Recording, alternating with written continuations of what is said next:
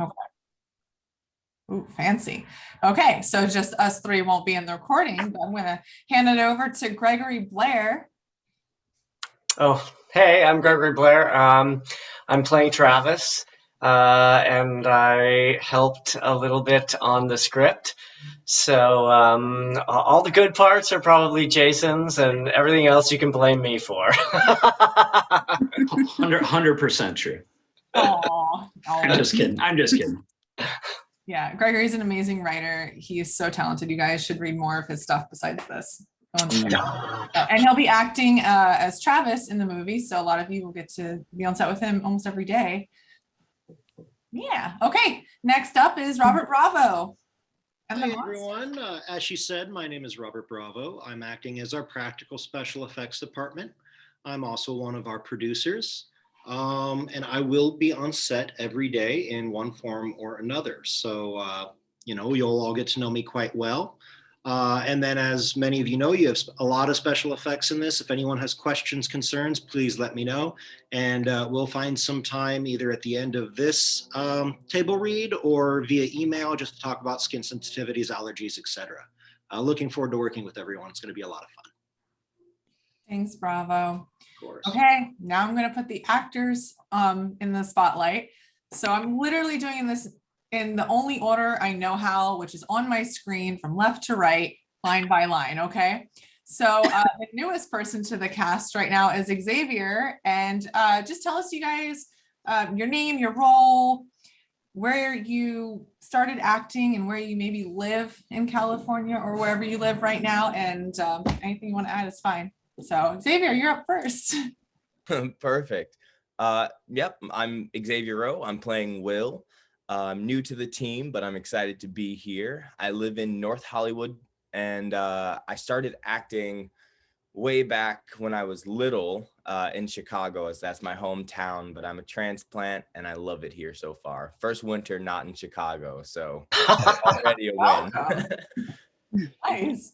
Yeah, when I saw your team was in Chicago, I was like, oh my God, did we cast someone out of state? But thank you so much. Of course. Right. Greg Tolley, you're up. I don't get to be as fancy as a Gregory, but only when I'm in trouble. But hi, I'm Greg Talley, and I'm playing Red. I don't know why it's a stretch, but I am a actor, producer, and it's always fun to work with Kevin and Ashley and Jason. Thanks, Greg. We're happy to have you. Mr. Wineglass, you're next to Greg. Hello, it's great to be here. My name is Matt Wineglass. I'm playing Kent, and I'm just excited to work with all you guys. It's my second time working with Gregory. We did a movie a few years ago, Garden Party Massacre. That was fun, but I love just being around all these creative artists and multiple role players. I myself, an actor, director, writer, producer, but we just love going from project to project and seeing where we're best utilized, and we all kind of figure out how we can help the project the best we can. So I'm here to do that, and I'm excited to work with Kevin and Ashley and everybody here, and Jason and Robert and all you guys. So it's very exciting. Thanks, Matt. And Matt lives here in LA too. That's right. Hey, Matt, I had a quick question for you. Yes. Since your character is more in the middle, would you be amenable to reading the stage directions? It's totally cool if you're not comfortable. I can do it. I was just curious. I probably would, if I was gonna do that, I probably would want to prepare. I don't want to. No problem. I'll take care of it once. Thank you. Okay, sorry. Yeah. No problem. Go ahead. Sorry. No, you're good. All right, Miss Holly, you're up. Hi, everybody. I'm Holly Rockwell. I'm playing Gail. I'm also your production designer, so been working hard on that, getting the set together. And I'm here with my husband. We'll just pull him in, Robert Pullman. He is playing Jerry. Scary Jerry. Scary Jerry. Get ready. We're here in Los Angeles. We live in El Segundo, and I apologize in advance if a child comes running through or hiding in the garage. But Wait, you got kids? What? You didn't tell me that. such a dork. But I'm really happy to be working with all of you. So Yeah. Awesome. Thank you for all your hard work, Holly. You Of were an course. ass kicker. of Yeah. All right. Miss Toya, you are next. Oh, I'm gonna ask to unmute you. Unmute me. Hey, I'm Toya. I'm gonna be playing Cece. I'm very excited. All of you guys. I'm from Atlanta, Georgia, and I'm just super excited. I've been trying. I just love it. I just love everything about the industry. I've been doing it for a little while now. Started 6 years ago, and everything's been really going great. So I'm just excited to be part of this team. I'm excited about the story. I'm here for it. Awesome. Yeah, we're super excited to see you bring Cece to life. She's a wild character. You guys have Wild girl. read it already. She's all right, Rachel. Hi. My name is Rachel. I'm playing Shiloh. I am so excited to work with so many of you guys again. Hi, Holly. Hi, Hi. Hey, Rachel, could Yes, you sir. pull back just a tiny bit from the mic? You're super It's loud. it's right here, so I'm You're- not sure how to do that. You're super loud. I will talk like this. Okay. Go ahead. Good. Sorry. I will fix my microphone. Never realized how sultry. That's my fault. I was like, yay. And then she was like, yay. Okay, how back. about this? Is this better, Jason? That's Does that much better. feel- Much better. Okay. Yes, I reduced my microphone. The only thing you need to know about me is that I love cats. And yeah, I'm excited. Oh, Nice to meet you guys. and Awesome. she was here in LA, and she was, I believe, the star of one of Jason's features, Death Day. a few years ago. So that's how they met. So you can find it online and rent it and watch Death Day, right? Kevin is also in that.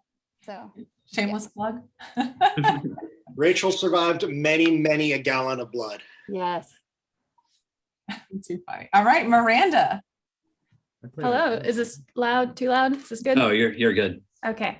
Hello, I'm Miranda Burke. I'm actually hailing from Albuquerque, New Mexico. So I am out of state, but my husband and I will be driving up to be there in time for dress rehearsal. So I'm excited to be there.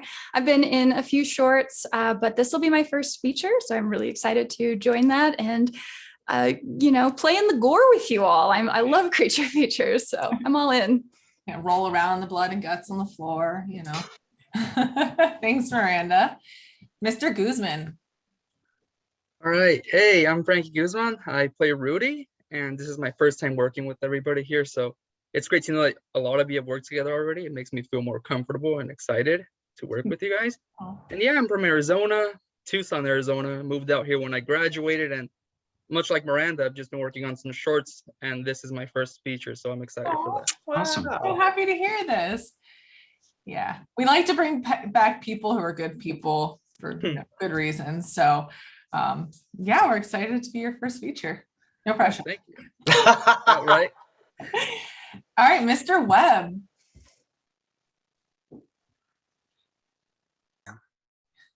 How's my sound? Am I okay? Yeah, you're fine. All right. Joe Webb, I'm going to be playing John.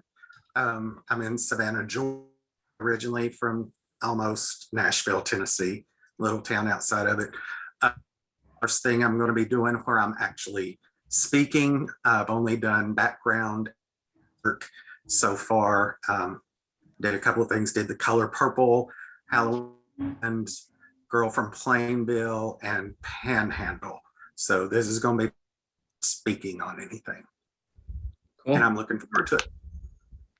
We are too. It's gonna be great. It's gonna be so fun. He has his own little, not little, like big set being built. That's gonna be fun. All right, Scott Ward.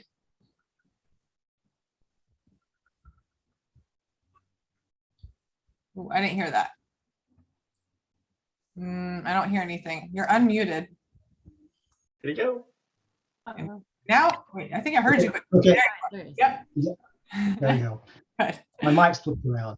Say, I'm Scott Ward. I'm playing Jared. This is my second film, actually. I'm doing my first one right now, a film called Land Uncharted. Cool. So it's dinosaurs. So I'm really excited about being in this movie and working with everybody. Living in near Portland, Oregon right now. I live pretty much all over the place, and I'm recently a decrepit retiree. So I've done every other job in the world. So this is I decided to do acting. How about that? And I'm from Cedartown, Georgia, where I was born and raised, Toya and Joe. Awesome. I'm super excited. You get a heck of an introduction to the world of movies with monsters and dinosaurs. Pretty awesome. It was did our last bit of filming last weekend, and it was me trekking around through the mountains and shores of the Oregon coast with 40-pound bag of crap on my back.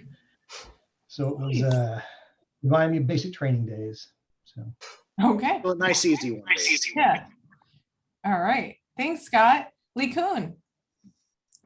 Hello, everybody. Hi, I'm Lee Quinn, and I am going to play Lo. Oh, don't worry about it, Ashley. You have the rest of however long that we got, and nobody ever got it right first time. So okay, yeah, don't worry about it. Man, that's prettier. And yeah, but you like I remember there was people saying it like Quan. I don't know. I mean, it's great. Yeah. I am playing Lo, and I'm very excited to join everyone, and I feel honored to join the team. I just graduated last year, so this will be my first feature as well. So Miranda and Frankie, and you're not alone. And I'm very excited, and hopefully we'll have a good time together. Can't wait to see you all. Yay, thank you. Thomas Haley. Hey there, how are you? I'm Thomas Haley. I've been acting for 15 years this year. I know Ashley, Kevin, Gregory, and excited to work with the rest of you guys. This is going to be a fun project. The script's amazing, and you can't be anywhere and not have fun if you got a bucket of blood. So bring it on, Bravo. Yeah. Thanks, Thomas. And Zara or Lindsay, what should I call you? I'm going to ask to unmute you. Yeah. Hi. Yeah. Usually for film, I go by Zara, but I will answer to Lindsay too. The reason I do it is because I have a nonprofit that I run, and I rescue dogs. So I try to keep my horror film killing everybody and everything separate from my saving dogs. So that way I'm not giving mixed feelings. I live in St. Louis, Missouri. I met Kevin years ago when he did a film here.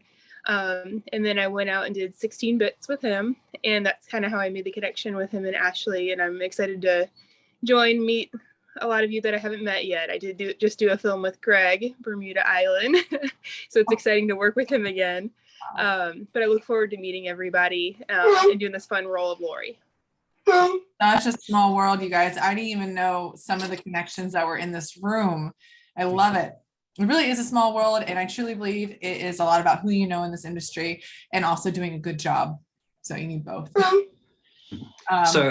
So Ashley, for the very first scene, I am going to read Shaw opposite Thomas. So would you read the stage directions just for that first scene, and then I'll switch off?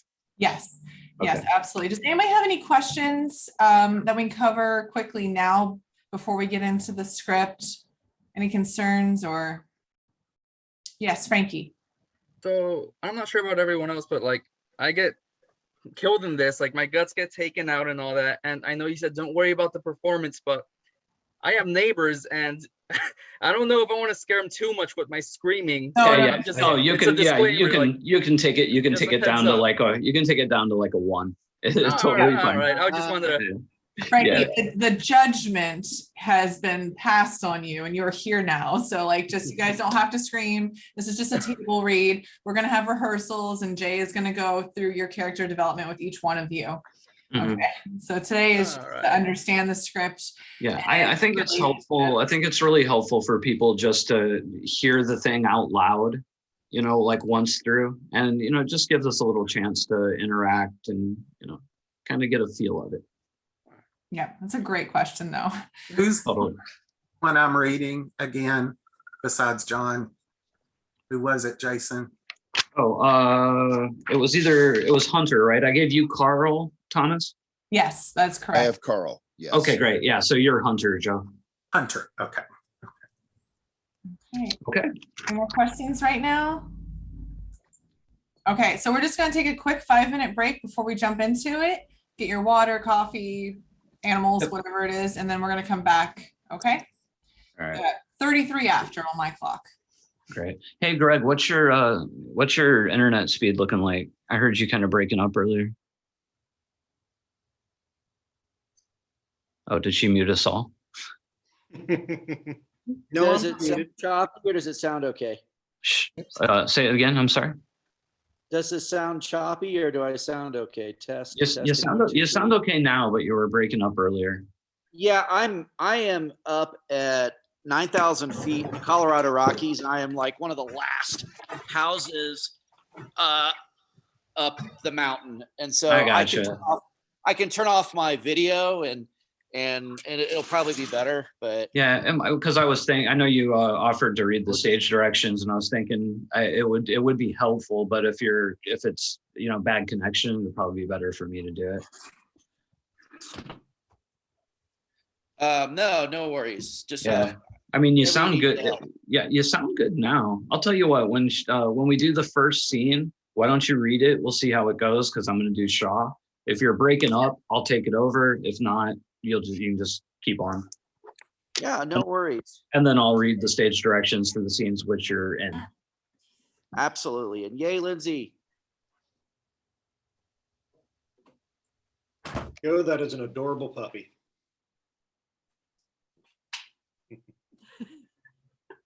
Thank you. Stop it. She was a rescue. So her name Coco. She's my little companion. Gregory, congratulations on Angels in America. That looks like a phenomenal staging of it.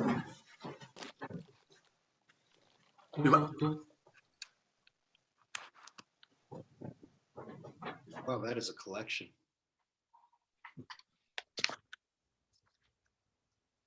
Is somebody talking to me? I'm sorry, I didn't hear. I was thinking out loud. I said that's a great collection. Oh, yeah.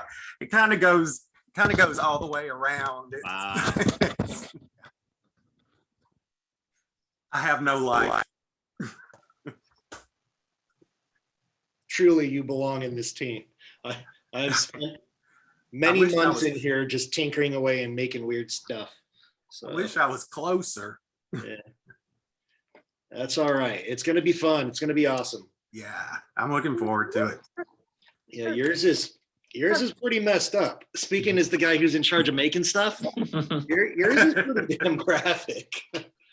Well, apparently, from what it sounds like, I get a good shit interrupted because I think I'm in a bathroom stall when I start out. Yeah. Yeah. That's going to be fun. Given the fear, it's probably not really interrupted, though. Yeah, true. Probably evacuate pretty well on that.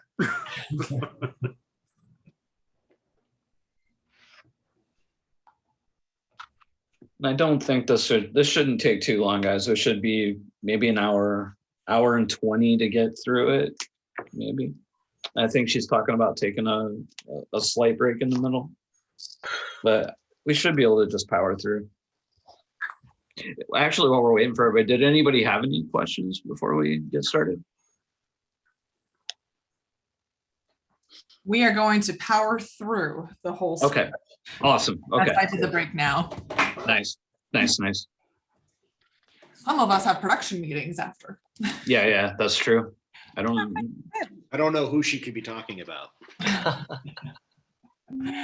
Lindsay, I just let you in again. I was trying to put it on my screen so I could see everybody. My big computer doesn't have a mic, so I had to put my phone on for me, but I was putting the big screen so I could see all of you. Okay. Oh, I see Kim is in, so he'll be doing Shaw. So I'll read the description of that first scene then.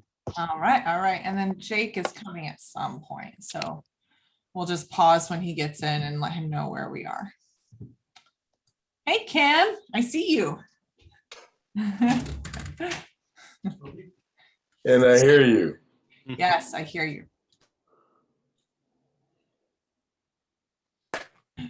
All right, so the only thing you missed, Kim, were intros, and we recorded it if you would like to watch them all later. Perfect. It'll be wonderful catching up. Yes. So we're just on a little bit of a break, and everyone should be coming back right now. Yep. So everyone, Kim here is playing Officer Shaw, and Thomas is your scene partner for most of your stuff. You guys can say hello to each other. Hey, Kim, how are you, buddy? Hey, Tom, how you doing? Good, man. Good. Yeah. Good seeing you again. If I felt any better, I'd be you. Oh. All right. So I think, let's see, are Greg and Matt back yet? Don't want to start without you. That would be rude.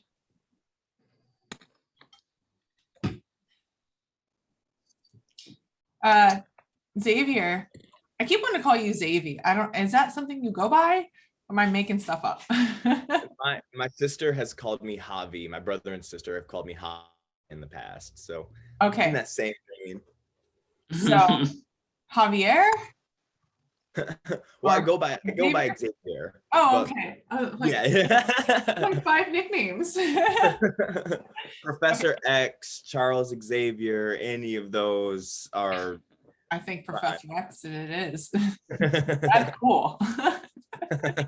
All right, so we got Matt back. Greg Tolley, are you here? Come in, Greg Tolley. All right, everyone has their scripts. The latest version, I think was 411 marked. If anyone has any major discrepancies, just write in the comments, let me know. Okay.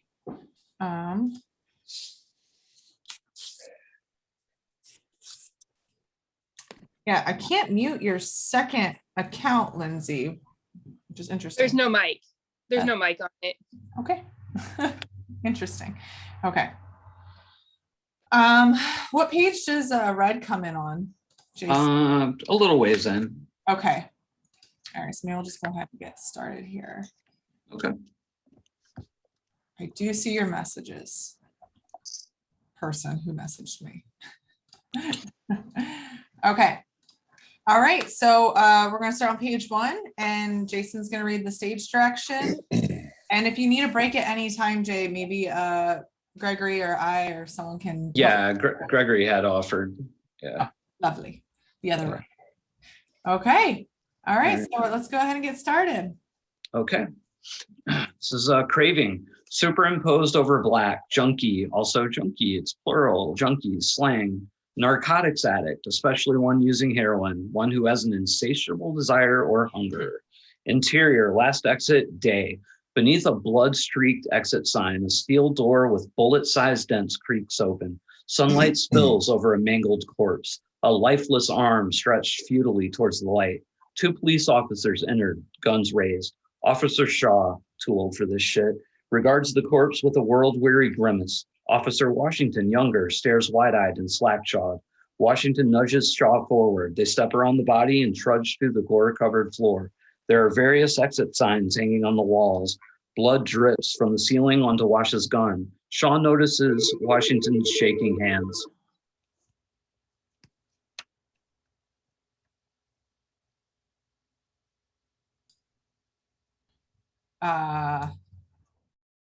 That is Kim? Oh, where'd he go? Oh, did we lose him? Okay. All right. So I will take over. Back. He's back.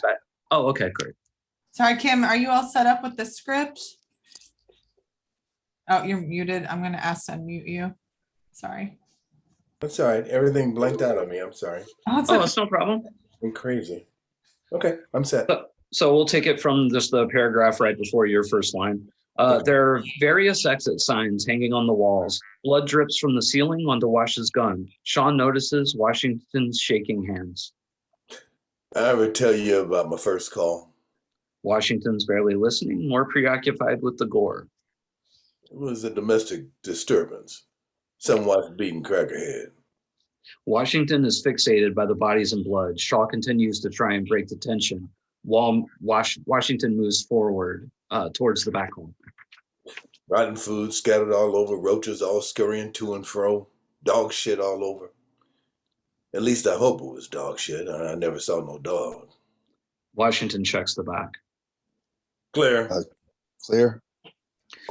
Shaw motions to the bathroom. Washington checks it out. He retches from what he sees. They continue their sweep. A slick trail of blood leads to a head behind the bar. Turns out they were tweakers. Had a fucking meth lab set up in the bathroom. That's not very sanitary. Something stirs on the opposite end of the room. Someone is hiding behind an overturned table. They close in. Shaw reaches the table. He pushes it aside. Draped in a blanket, a blood-covered survivor sat staring at them, their face unseen. Hey. What happened here? What happened here? Exterior last exit, day established. The lighthouse quiet, face of a dead body, many dead bodies outside. Exterior last exit, night, the night before. Lonely roadhouse bar on a dark, deserted highway. Interior of the last exit, night. Rudy Jones, 32, Latin lover, steps at the bar, yammering away. I'm not a believer. I'm a knower.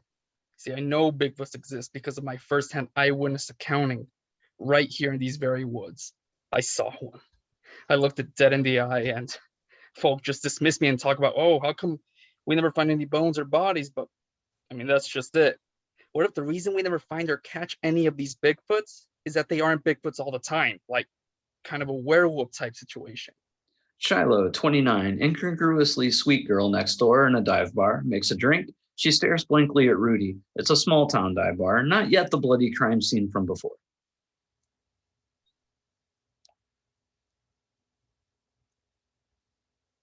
Scott?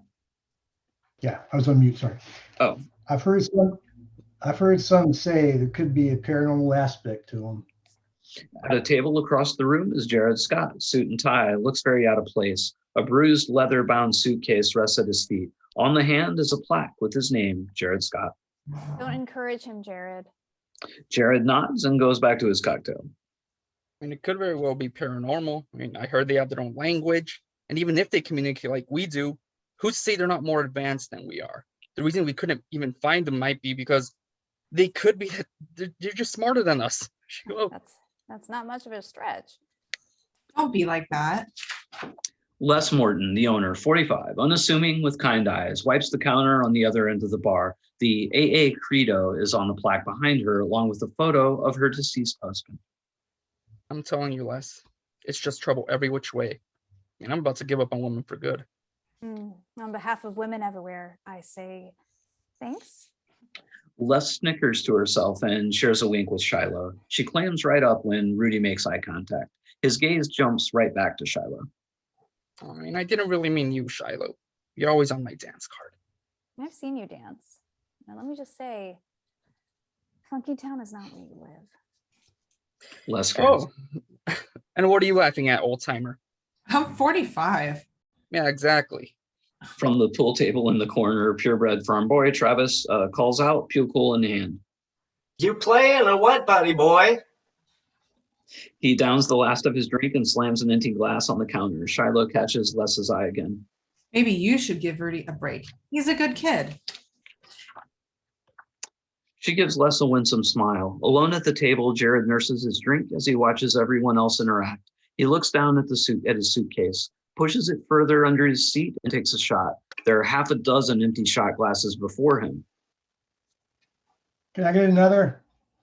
Les pours his shot. Shiloh takes it to Jared. Thanks. Shiloh glances at the briefcase. Jared notices and pushes it further underneath the table. Shiloh smiles and returns to the bar. Les stares at the copper 7-month AA chip in her hand. She notices Shiloh watching her. 7 months today. That's incredible. I'm proud of you. At the pool table, Rudy waits as Travis takes a shot. Pop. A ball goes into the pocket. Damn it. What can I say? I'm the best around. Rudy scowls. Travis snatches up the money on the table. Right. Double or nothing. It's your paycheck. Rudy racks up the balls. Travis spots Riley across the room. She's sitting by herself in a booth, furiously writing in a bound notebook. Oh, that's what I'm talking about. Travis approaches. He notices an advert for WME radio behind him with DJ Gen X, who happens to be Riley. Hey, girlie, caught your show earlier. It was great. I was thinking, No, What? no way, Jose. I'm sorry, I just was. Screw. But Just one night.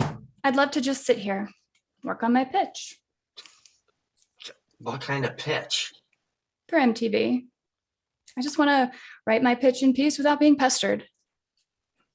Let me ask you something. Is this the face of someone that wants to fuck you? I reckon not. Yeah, because it's fucking not. Now leave me be. Sure. He leaves defeated, but tries to hide the disappointment from Rudy. Riley goes back to her writing. Think she's gay. I mean, she's been sitting there writing for like 4 hours, addicted to her work. I mean, what's a guy to do? Leave a girl alone. Travis shoots her a dirty look. Cece, a short firecracker, bounds into the bar. She's punk rock, gives no fucks. Hola, motherfuckers. Travis perks up. Rudy sneers. She grabs the cue ball and sends it flying to the nearest pocket. Hey. Frank's outside. Just need your truck keys. What? Who's Frank? Just a guy. Are you jealous? Just hauling some stuff. I mean, boring. It's just. She pecks him on the cheek. Sorry. Go ahead. Sorry. Sweetie, that's okay. Sweetie, we're just hauling some stuff. Boring. She pecks him on the cheek. Travis blushes. Rudy rolls his eyes. Travis hands her the key. She pecks him on the cheek. Where's the head? Travis motions towards the bathroom door. I'll see you in the quick.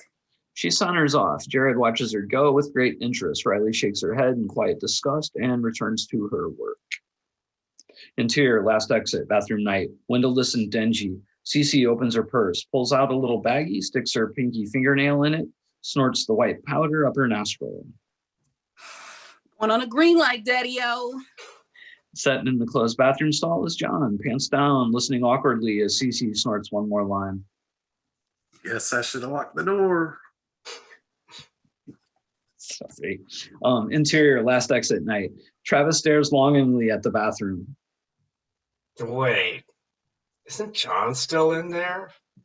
Rudy smacks him upside the head. How? You sure you're gonna let that chick drive off in your truck with another man? You can't build a relationship without trust. Yeah, and you can't spell stupid without you. Les and Shiloh watch them. Shiloh's scowl melts away for a second as she looks at Rudy. Les eyes Shiloh with a knowing smile. Sorry. Cece returns from the bathroom, a string in her step. Riley is completely focused on her writing. All right, I'm out. But you just got here. Bang. Outside, something pops like a firecracker. Jared looks towards the door, worry on his face. What was that? Les comes out from around the bar, baseball bat in hand. Les. Bang, bang, louder this time. Sounds like it's coming from the parking lot. That's a fucking gun. Worried looks, all but Riley, who's still lost in her writing. She looks slightly annoyed at the noise. Maybe they're hunting Bigfoot.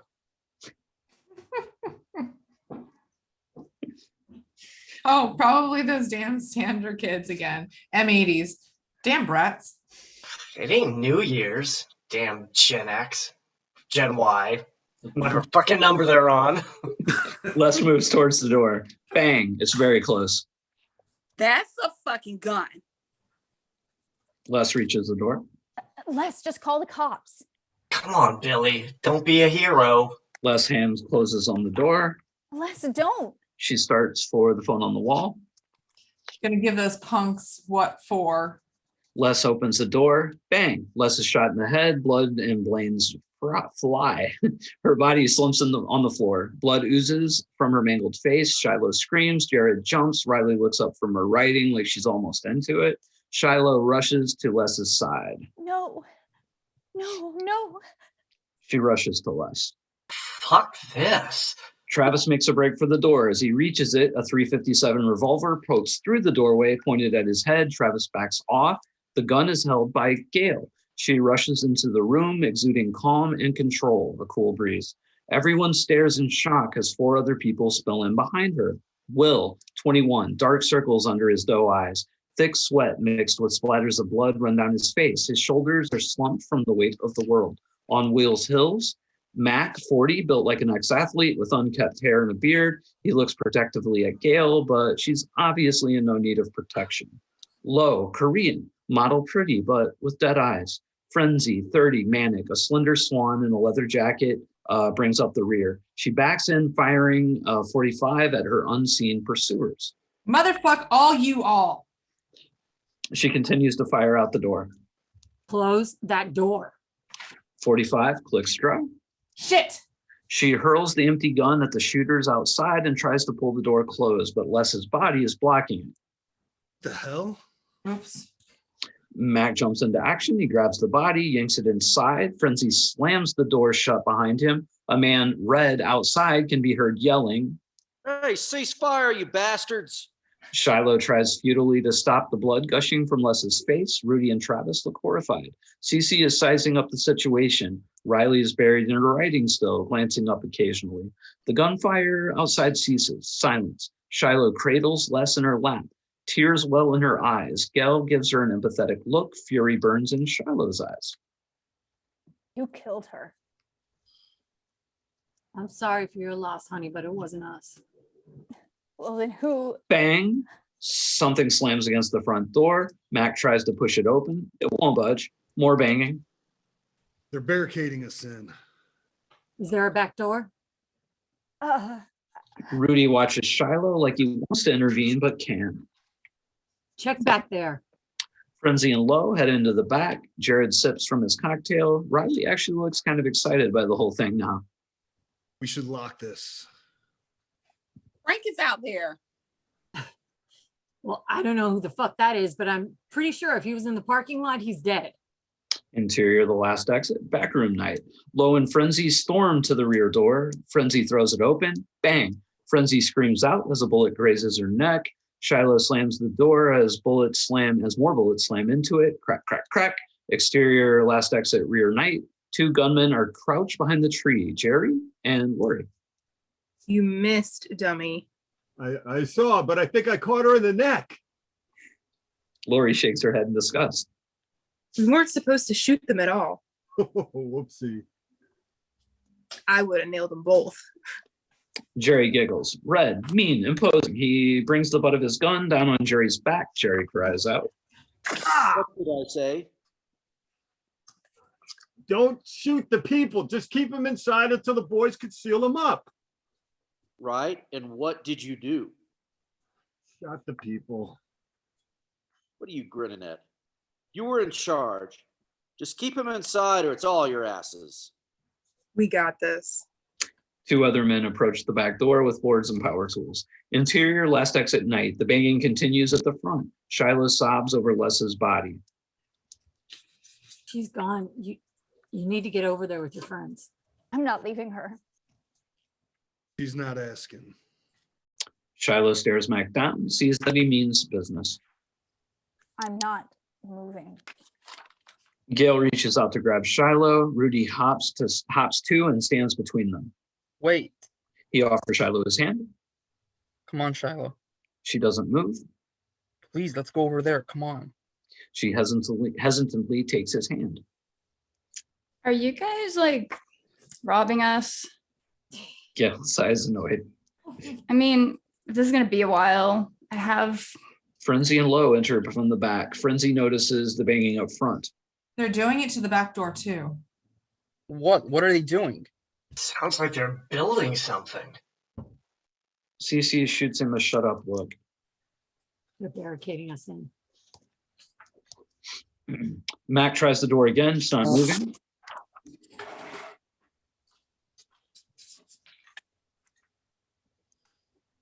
Do we just, all right. The phone rings. Everyone turns towards it. Gail aims her gun at Shiloh. Don't even think about it. Hey, there's no need. Mac grabs the phone. No, oh, sorry. Sorry. No, wait. Mac rips it off the wall. What? Travis and Rudy glance at one another, shared terror. Shiloh is still weeping, staring at Les's body. Jared notices. Hey, can we cover her up, please? Gail notices the flag above the bar, covers Les. Shiloh notices Will scratching at his forearms. Will catches Shiloh looking at him. He gives her the best smile he can muster. She returns the best she's got. It ain't much. Will suddenly remembers the blood on his face and self-consciously attempts to scrub it clean. Gail notices the exchange and steps between them. How are you feeling? He gives her a shaky thumbs up. You, girl, over with the others. She waves her gun. Shiloh hesitates, but complies and goes to stand with Rudy, Travis, and Cece. Jared doesn't move. That means you too, dude. Jared thinks it over. He stands and goes over with the others, leaving his briefcase behind. Riley stays put. What now? Let's just take a breath and assess. Gail notices Travis reaching into his pocket. Don't. You keep your hands in sight, all of you. They slowly reach for the sky. Frenzy, check the dork's pockets. Which one? Gail points to Travis. Frenzy searches Travis, finds a hunting knife. Smiling, she waves it in his face. Matt crosses over.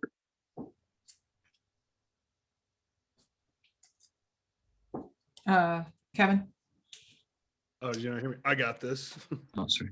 Frenzy smiles, backs off. Mac checks the others one by one. Jared is staring at his briefcase across the room. Gail checks a revolver. 3 slugs left. Mac notices Jared looking at the briefcase. What's in the case? Jared doesn't answer. Mac storms over and grabs the case. It's locked. He raises it over his head. Don't. Gail trains her gun on him. Mac brings the case down on the ground, cracking it open. He looks inside. Riley and the others try to peer in from their vantage points. Is this what I think it is? Jared nods. Mac closes it gently and places it back under the table. The others look questioningly at Jared. This is a trip. Does anyone have Sorry. weapons? I get They all shake their heads. Frenzy walks around, eyeing them, keeping Travis's knife in her hand. She stops in front of Riley and holds her gaze. Can I help you? Give it up. What? I don't have any. The knuckles. Riley pulls out a pair of brass knuckles from her purse and lays them on the table. Frenzy looks at them and smiles. How do you know? Frenzy snatches up the brass knuckles and searches Riley's purse. Riley looks at her own hands, notices the bruises on her knuckles. Will searches behind the bar. He's struggling with withdrawal. Gail watches him carefully. You know, the cops are probably on their way. They must have heard all that ruckus. Way out here? What do you people want with us? Frenzy suddenly lunges forward, grabs Rudy and holds a knife at his throat. What was that? Rudy stares helplessly into Frenzy's wild eyes. Frenzy. Frenzy presses the blade deeper into Rudy's neck. Blood trickles. Stop. Frenzy ignores her. Shiloh and Rudy exchange a frantic look. Let's see how much you talk when I cut your fucking throat. Click. Gail holds her gun at Frenzy's head. Riley watches. Hang it up. Frenzy watches Gail's meets Frenzy's intense scare. After a brief moment, Frenzy smiles and lowers the blade. No problem. Was just making a point. No pun intended. She heads back over to Low. Mac turns away, disgusted. That chick's a fucking loon. Rudy nods. Mac takes Gail aside. What are we gonna do? I don't know. Right. We got to make a move. We can't let them trap us in here. Too late. Gail notices the bathroom door, then motions to Mac. He's already entering. Interior, last exit, bathroom night. There are no windows, no other way out. Mac notices the closed stall where John was. Mac slowly approaches the closed door, pushes it open. The stall is empty. Mac covers his nose at the smell, flushes and closes the small stall door. He turns around and approaches the counter. Below the counter, in the cabinet, hides John. He tries not to breathe. Mac catches himself in the dingy mirror. A crack splits his face into two halves that don't quite mesh. You've got two choices in front of you. Interior, grungy apartment, day, flashback. Mac, 10 years ago. Sits in a chair, blood splatters drip on the wall behind him. Something growls in the next room. He stares at the barrel of a gun. Behind him, a figure in a black suit paces. You can be here when the police arrive, alive or dead, or you can come work for me. Mac's brow furrows. Dolores, 30s, holds a gun in place. You're loyal and fierce. The suited figure comes to stand in Mac's line of vision. Max looks up at his face. It's your choice. Mac looks down at the man's clasped hands, a silver dragon ring, Carl, then back at the gun aimed at his face. Something monstrous growls behind him. Interior, last bathroom night. Max stares at his split reflection. It's your choice. He sighs. John listens from the cabinet. Interior, last exit night. Frenzy motions to the other bar patrons. Why don't we tie him up? They're not going to do shit. Mac exits the bathroom. Clear. No windows, no door. Only way in or out is the front here in the back. Can you get us through the back door? Sure, I think so, but what then?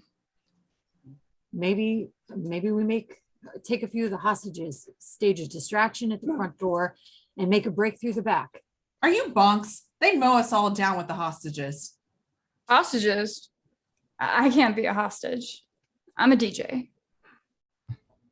Riley Will starts hyperventilating. Oh, calm the fuck down. Shut up. It'll be all right, Will. Hang in there. Breathe deep. Will nods, trying. Gail rubs his back. Mac paces. Frenzy and Lo share a look. Gail's eyes wander. Looks up to see a security camera in the corner. Gail turns to Shiloh. Where's the monitor? The monitor for the camera. Behind the bar. Mac goes behind the bar, finds two security monitors. One shows the inside of the bar. The other shows the parking lot out front. No one is in sight. Mac notices his hand is trembling. Hold up. Gail joins him. They look into the monitor. On screen, two men in the dark dart across frame. What are they doing? What's happening? Lights go out. Oh, shit. The emergency lights kick on, bathing the room in shafts of greenness and orange halogen light. Coming in. Frenzy giggles uncontrollably. Shut up, Frenzy. Frenzy glowers, plops down in a chair. Lo whispers something in her ear. Frenzy shakes her head. Mac returns his eyes to the glowing monitor. Is it still on? Yeah, must be on an auxiliary circuit or battery or something. Gail joins Mac at the monitor where a man on screen just stares at the camera. Exterior, last exit night, Hunter, 50s, stares a 50-yard stare into the camera. There are men behind him, all with rifles. Three more people approach him from the side, Red and Lori and Jerry. Jerry follows behind them, holding some old rusty chains and shackles, humming a tune. Red shushes him. Jerry stops. Building secure. Yeah. Phone line. We're all good. Hunter nods, satisfied. Rude chews his toothpick. You find anything in their car? Lori tries to grab the change from Jerry, but they're a little too heavy. Jerry starts to snicker. Red hits him upside the head. Just these. Looks like they're into some kink. You sure about this, boss? Hunter just stares. Monstrous roaring, flesh rips, smash cut to interior suburban house, lounge day flashback. The same change in shackles lay on the floor, but they are new and shiny. There's a wall mirror where the top of an inhuman head is reflected. Bloody, bony hands and wicked talons raise overhead, shredding unidentifiable flesh. The mirror is splattered with blood.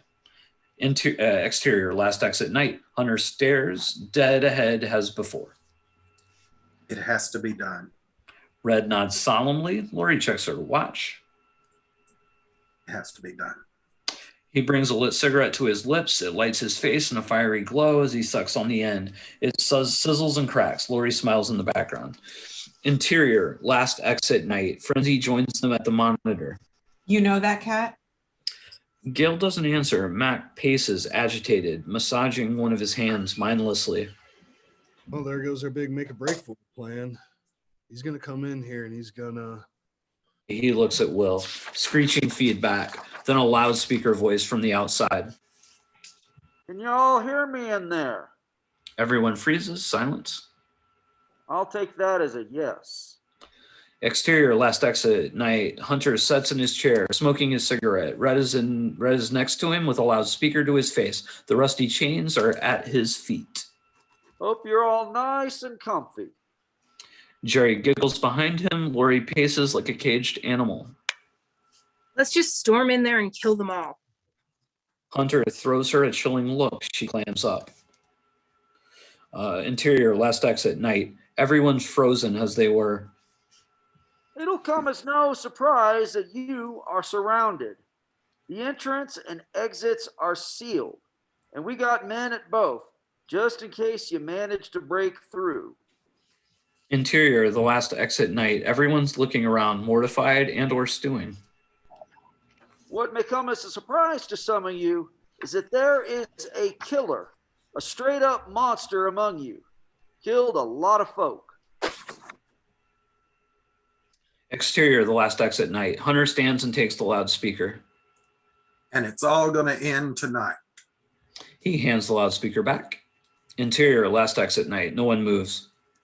What the living fuck? That's it? No demands? Low and Frenzy exchange a look. Mac takes a step back. I don't get it. What do they want? Mac tries to steady his shaking hand. Gail wipes a bead of sweat from her brow. Frenzy takes Low's hand. Will stares at the floor, knees to his chest, rocking back and forth. Exterior, last exit, night. Hunter's in his chair. He looks around. Anybody got a deck of cards? Lori sighs. Jerry looks around for a deck of cards. Interior, the last exit, night. Silence. Shiloh whispers to Rudy. Monster? What's he mean? I think he's talking about them. Mac backs against the wall. Frenzy holds low. Will shivers, slams his eyes shut tight. Gail watches over Will. He is scratching vigorously at his arms. This is not going to end well. Gail returns to the monitor. In the monitor, Hunter holds his wrist, displaying his watch, points at it, grins. In the bar, Gail stares at him, her eyes glazed with misery. She hears a tick, tick, ticking in her mind. Interior, condo, bedroom, day, flashback, tick, tick, tick. Gail, 10 years younger, sets, eyes glazed with misery. She sits on the edge of a double mattress in the corner of the room with walls of peeling paint, holding herself, shaking. Kent, 30, sweaty and greasy, stands over Paul, a scared young man. Please. Please. Ah, sorry. Thanks here. Yeah. I didn't see you there. Sorry. Kent pistol whips him. Gail watches as Kent beats him to death. Ken grabs something off from a small dresser where a ticking clock rests, turns back. Here. A small baggie lands on the bed. You earned it. He goes, passing Paul's dead body. Gail wipes her mouth. Tears slip from her eyes.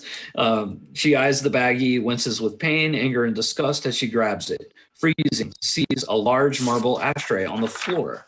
Interior, condo living room, day, flashback. Tacky art furnishing. Kent enters, nods to two people on the couch, wiry weasel Simone, 30s in a Hawaiian shirt and culottes, and stately, craggly Carl, 50s in a black suit and tie, hands clasped over the top knee of his crossed legs, a silver dragon ring in one hand. The man from Mac's earlier flashback. Ashley, go ahead and do Simone. Jay, you were breaking up a little bit. Was that on anyone else's feed? Oh, yeah. Oh, sorry guys. Am I good now? It's okay. It was like, Okay. right? I just disconnected my Wi-Fi from anything that's not this computer, so I don't know if that might help in your house. If you disconnect your phone, I don't know. Yeah, I mean, the problem is I'm hardwired on my computer back there. There's nothing I can do. Okay, all right. Now you sound perfect. Okay, great. So I'll just do that. So anyway, the man from Mac's earlier flashback. We're to Simone's line. You can do that, Ashley. Everything cool in there? Yep. We worked it out. Kid sobbed his eyes out. Said he didn't mean to rip us off. I said I didn't mean to beat him to death. He chuckles horribly. Carl inhales deeply, restraining himself. Kent goes to the fridge, extracts a brown paper package. Carl gives a hacking cough. You should really get that checked out. No response. Don't be afraid of doctors. You know, I went to a doctor 2 years back. He said I had high blood sugar. I said, what that mean? He says, check this. You're borderline diabetic. You got to regulate your diet and exercise and curb that sugar intake. Fuck, I can't do that. Carl's unimpressed. Now, I love me some sweets. Always did. In college, I'd tear some German chocolate cake up.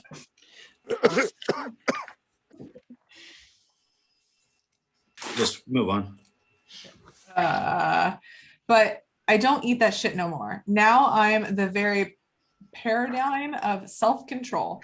Take that basic bitch in the other room.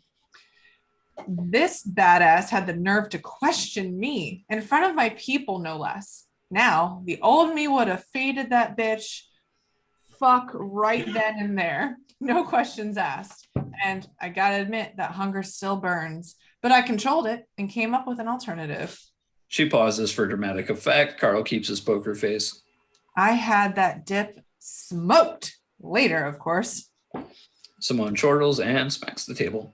Control, baby. Fucking self-control. Dad stares blankly. No, you're right. We got business here. Kent returns, places a package on the kitchen table. Simone leans forward, opens it. 4 kilos of neatly packed white heroin. So, you want to do this? Carl reaches for the black bag at his feet. Simone takes a sip of her soda. Carl pulls out a sawed-off double-barrel shotgun. Bang! He shoots Simone in the face. Her body jerks and... Am I okay? Yep. Okay, great. He shoots Simone in the face. Her body jerks and slumps to the floor, leaving a blood-smeared couch. Kent goes for the gun in his shoulder holster, struggles with the safety snap, looks up to see Carl aiming the gun at his head. Fuck! He spins around to run. Whack! Gail smacks his head with the marble ashtray. Kent crumples to the ground. Gail falls to her knees and plows the ashtray into his skull over and over again, caving it in. Carl watches her, lips parting, just the slightest, out of breath, face and hands splattered with blood. Gail rises up from Kent's mangled corpse. She looks at Carl. Want that? She motions with the gun to the heroin. Gail eyes him, leery, hungry, but mistrustful. Tell you what, you come to work for me and I'll take care of you. No sex, nothing funky like that. Just help me rob from these soul-sucking dealer scumbags, take their stash, and keep the cash. Gail looks down at Kent's body, back at Carl, and nods. Go wash up in the sink while I pack up. But be quick. Sorry to cut you off.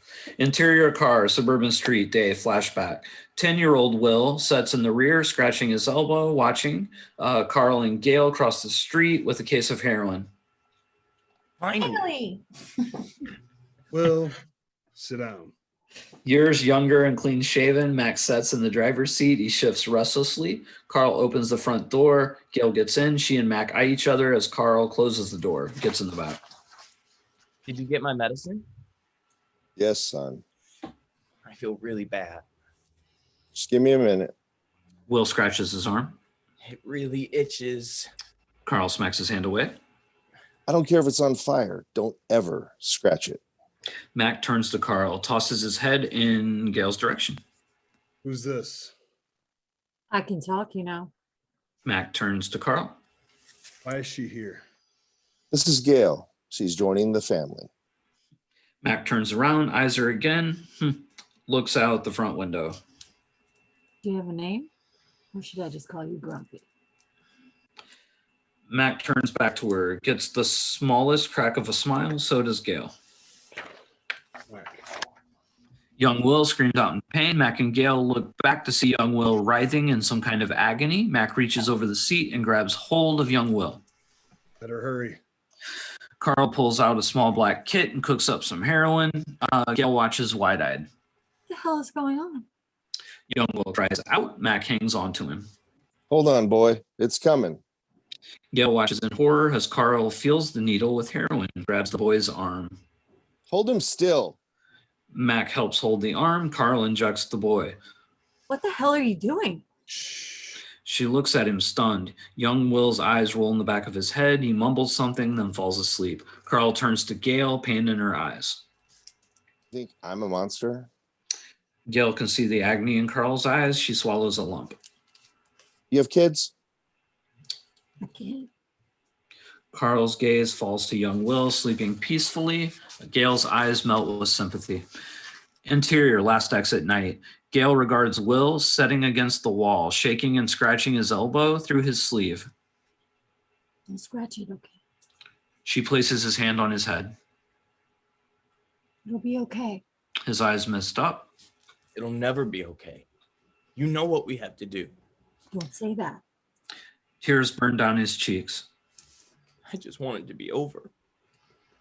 Gail pulls him into her arms. Mac watches, moved, fighting it. Shiloh looks on, sympathetic, as does Jared. That kid's got it bad. I guess they all do. Cece watches with great interest. She quietly digs into her purse and pulls out a prescription pill bottle labeled Tigeritol. What are you doing? What is that? It's an anger suppressant. Well, what happens when you run out? I get angry. Frenzy and Lo watch Will as well. Frenzy has to look away. Her eyes goes wide as she sees Rudy watching her in Lo. He quickly averts his eyes. Frenzy gets a wicked smile, rises, struts closer to Rudy. Hey, He turns back. it's okay. You can look. She stretches, long, luxurious, moves closer to him. He's fascinated, if terrified, deer in headlights. She smiles even wider. Shiloh frowns and looks away. Frenzy plays with her hair, licks her lips as she gets closer, and bam, smashes his face with a right cross. He staggers to his knees. Frenzy holds out her arms. Boom. How do you like me now, asshole? Enough. Frenzy whips around to face Gail. Get a grip on your bullshit. Let me tell you something. Your days are numbered, bitch. You hear me? Click. Mac has a gun aimed at Frenzy. Sit the fuck down, Frenzy. She glares at him. Now. Frenzy cocks her head, considering, takes a breath, returns to Lo's side. Gail is at the monitor. On screen, Hunter just sat, staring at the camera. Exterior, last exit night. Lori approaches Hunter. When are we going to make a move? Hunter says nothing. Right. Well, how long do you think we'll be? I have an audition and... Red places his hand on her shoulder and leads her away. Jerry is following right behind them. What did I tell you about that moonlighting crap? It's my dream, Red. Come on. It's a callback. It's a really good part. Jerry giggles. One of their men passes by, accidentally bumps into Red. Before anyone can do anything, Gary grabs the man and pummels him into the dirt. Gary.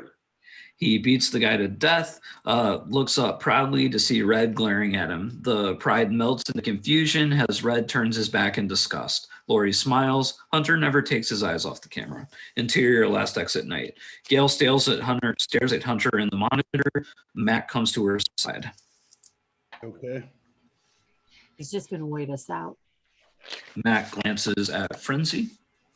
Seriously, where do you find her? Carl found her. Hey, just like you, just like me. For better or worse, she's family now. Yeah, I've heard the speech. He searches her eyes. Gail looks over at Will, scans the room, regards the bottles behind her. Rudy kneels over Travis. You okay, man? Rudy glares at Frenzy. She winks at him. We have to do something.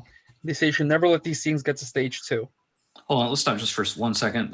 That line up there, the "You okay, man?" That is Travis's. That is a typo. That should be Rudy's. If you want to make a note, Frankie, that's going to be your Okay, line for because sure. it's actually Travis that just got clocked. No, Rudy got clocked.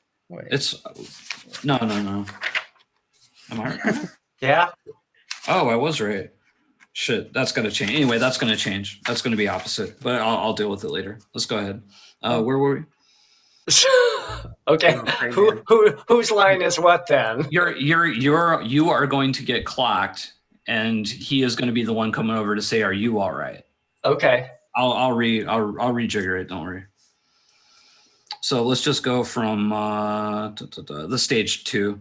Rudy's line. We have to do something. Okay, we have to do something. They say you should never let these things get to stage 2.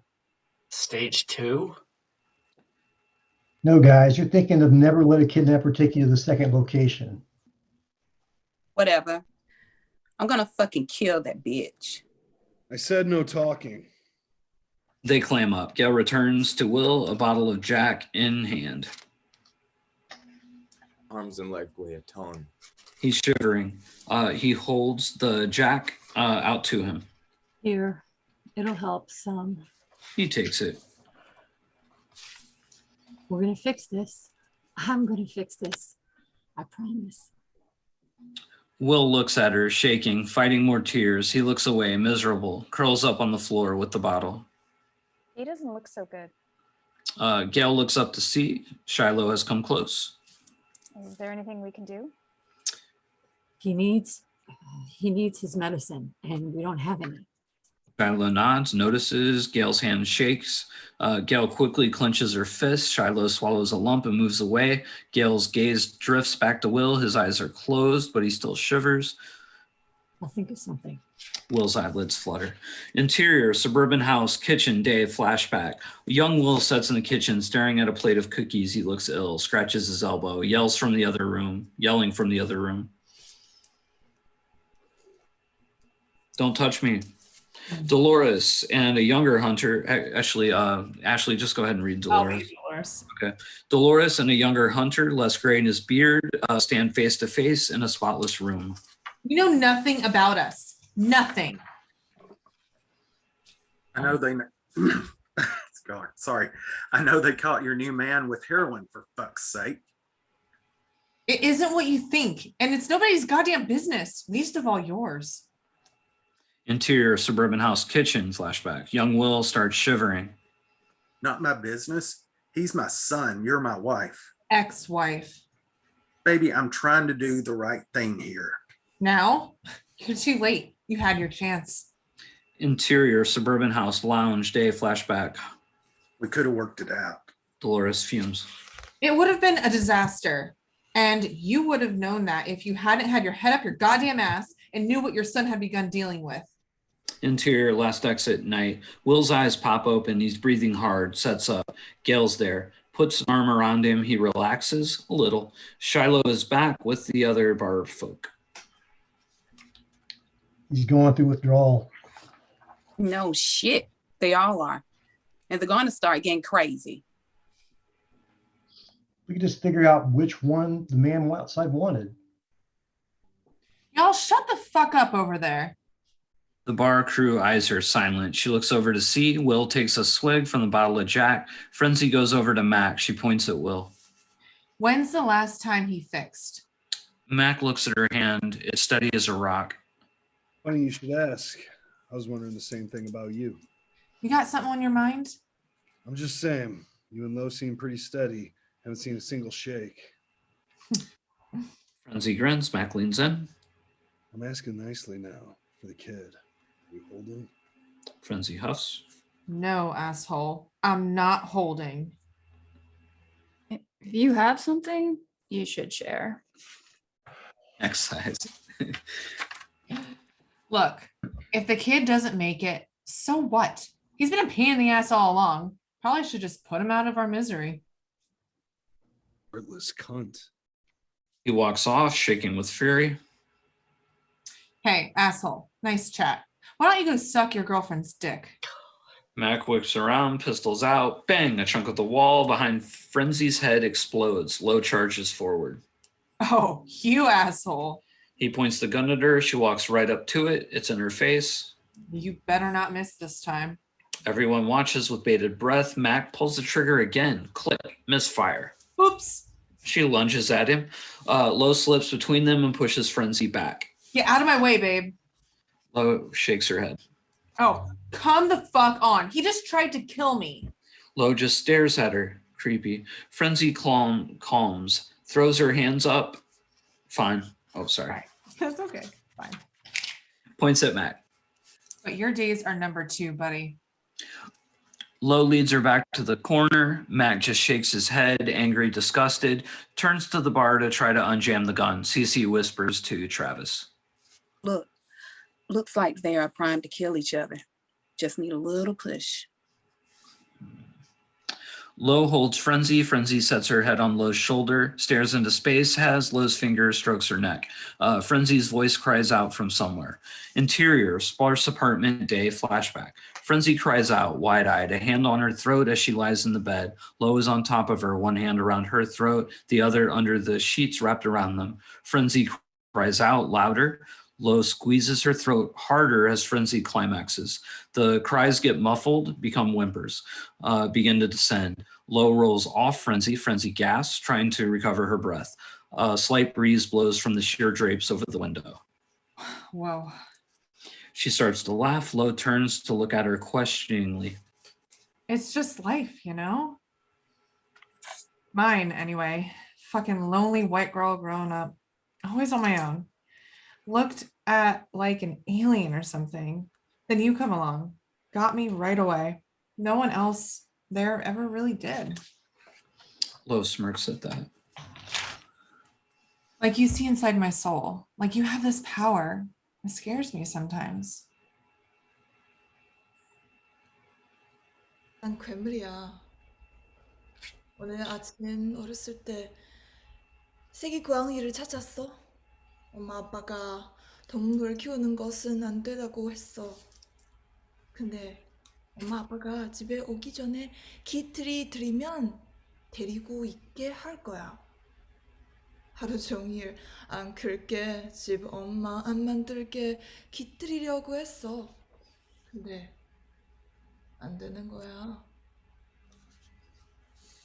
Low looks over. Oh, I'm sorry. 되게 You can finish. Yeah, thanks.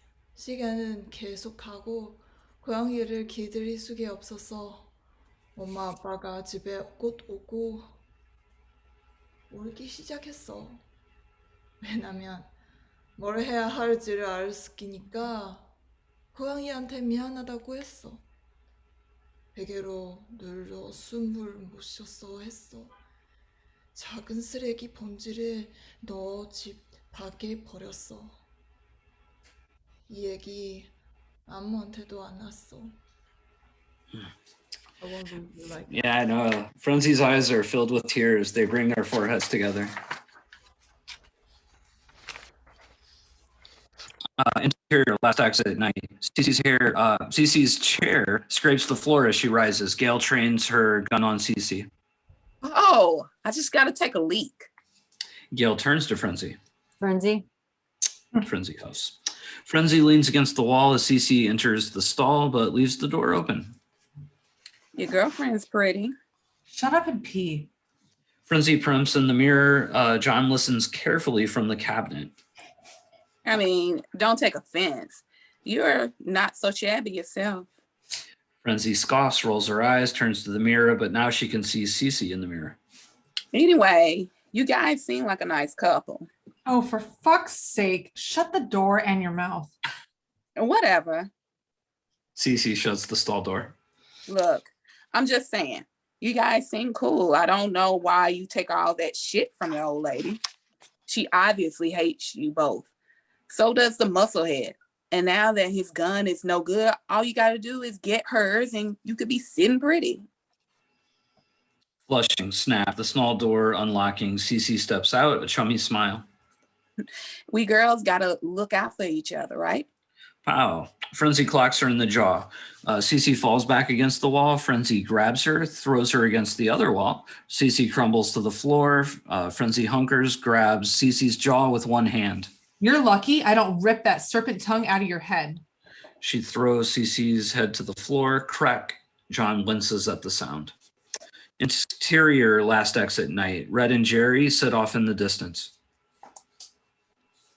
Why are we here? You know what I told you? Certain folk just need killing, I don't want to kill anybody. but you got to protect me, right? Yeah? Well, these folk want to hurt me. They will hurt a lot of people if we don't stop them. Jerry grinds his fist into his palm. Interior last exit night. Mac watches the bathroom door impatiently. Travis turns to Jared. Why did you get divorced? I think we changed that line. Those 2 lines. Yeah, I haven't put them into the script yet. Okay. All right. I was a bad husband. What was the line, Jared? The change. We changed it to Travis saying we should do something and Jared saying what you want us to do. Oh, right. Okay, cool. We'll move on. Shiloh watches Gail and Mac. Are they gonna kill us? Rudy takes her hand. She doesn't shrug it off. I'm gonna be okay. Mac begins to pace. Rudy notices Shiloh shaking a hand in his. I'm gonna tell my wife. What? My wife. I'm gonna tell her about us. We're talking about this now? She slips her hand away. Rudy looks deeply in her eyes. If we're gonna die, I want you to know I love you. I thought you said we'd be fine. Not being able to wait any longer, Mac marches up to the bathroom, but before he gets there, bam, bathroom door explodes open. Frenzy pushes a disheveled Cece out, shoves her towards the other bar folk. This stupid bitch was trying to fistful of dollars up her ass. How to teach her a lesson. Low crosses to Frenzy. Cece limps back to her seat. You all right, babe? I will be. What happened? What it looks like. She kicked my ass. Well, welcome to the club. He turns to Shiloh, who weeps softly. Hey, now it's okay. We'll be fine. This They is killed Jared. Les. Yeah, they killed Les. They're gonna kill us all. Yo, you people really don't get what no talking means, do you? Look, we're not going to hurt you. Our fight is outside, and unfortunately, it's your fight now, too. Not my fight. What do you think they're going to do if they get in or we go out? They kill you. You think they'll just leave witnesses? Travis raises hand up. Please, look. We're just thinking, you want out of here, we want out of here. Maybe we can work together, help each other. Mac and Gail share a quick glance and look at the men in the monitor with guns. How are you going to help us? Travis scrunches his face. I'm not sure, but there's safety in numbers, right? Maybe we make weapons, Molotov cocktails from the bottles.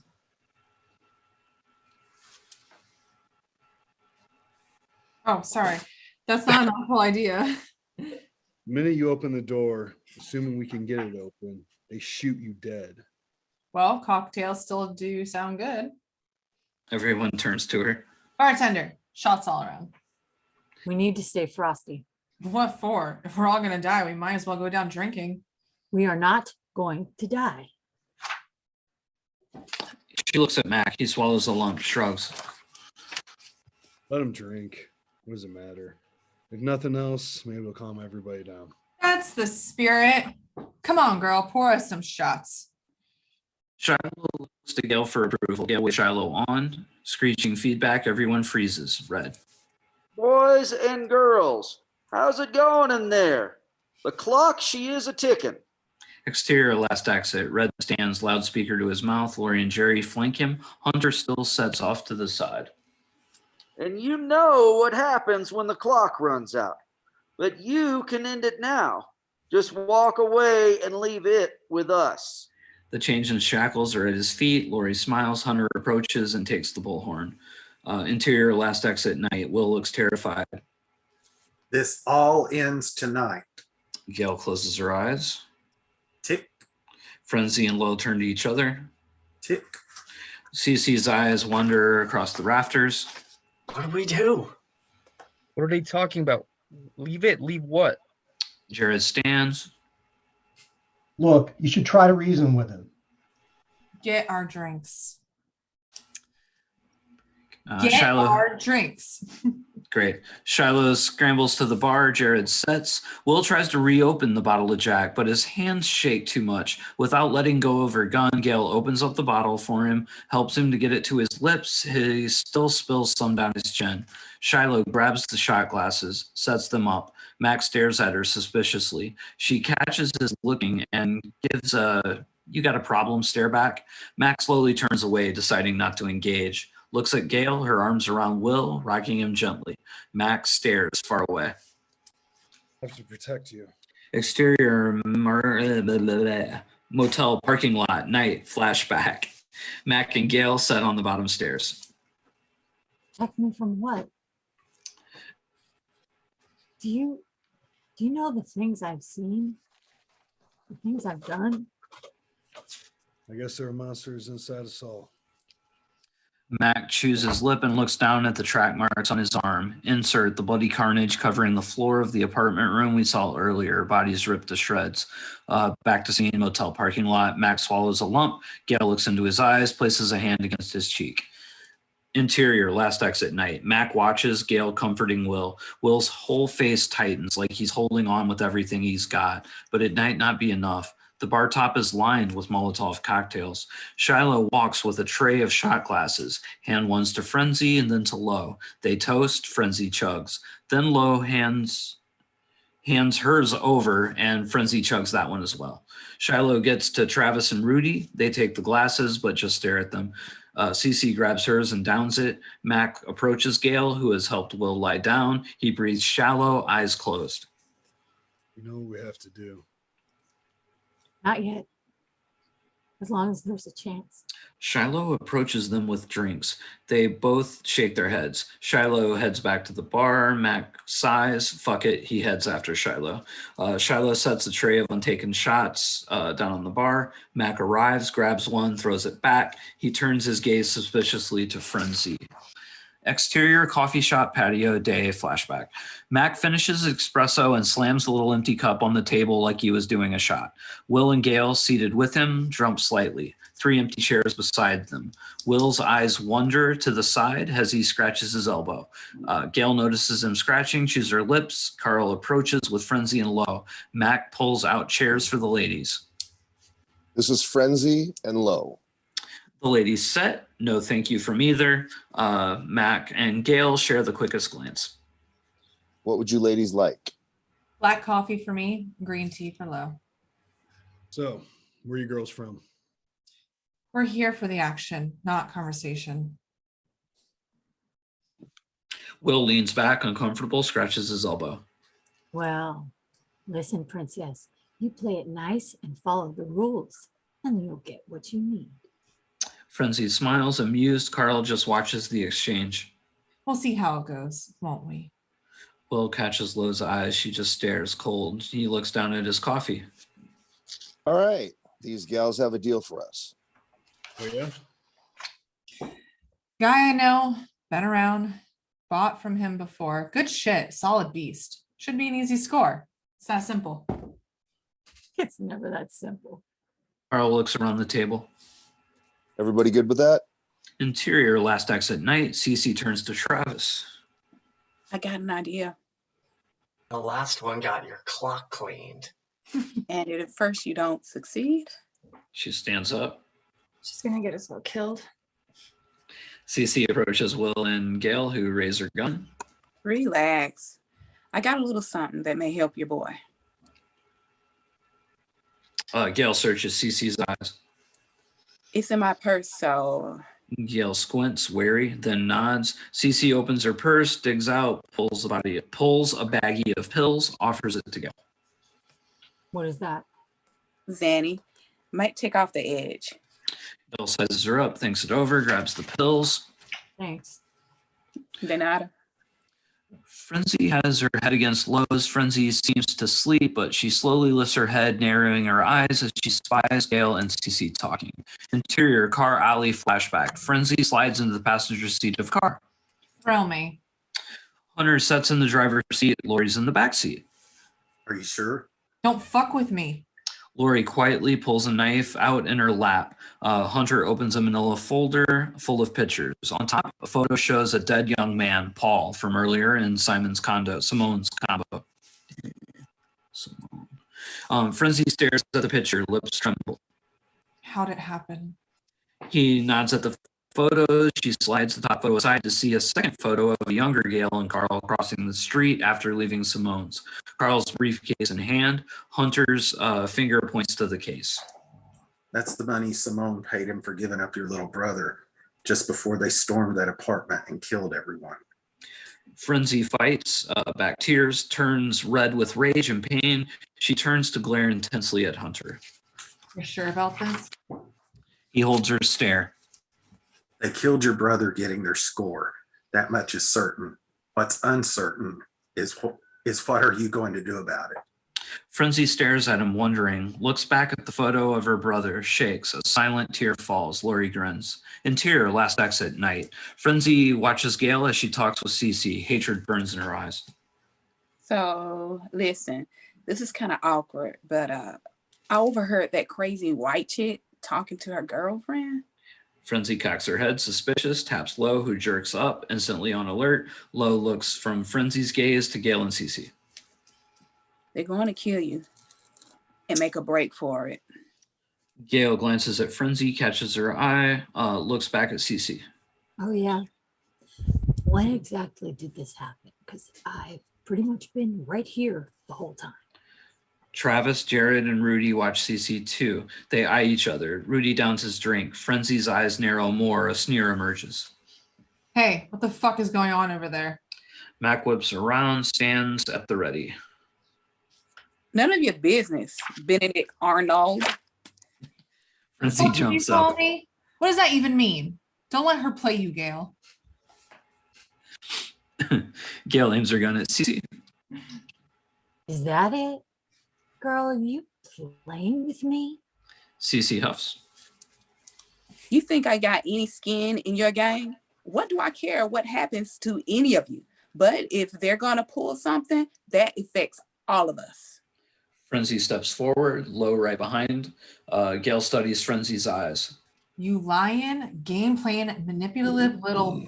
Mac steps forward, Gail bolts up, swings the gun at Frenzy. Frenzy jerks to a stop, so does Lo. How much did he pay you? What? What have you done? Nothing. I don't know what that bitch said to you, but she's lying. This isn't about her. I trust this bitch as far as I can throw her. Frenzy pulls Travis's knife out. Gail pulls back the hammer on her gun. Look me in the eye and tell me it isn't true. Oh, you want truth? How about the fact that you killed my brother? What? You and Carl.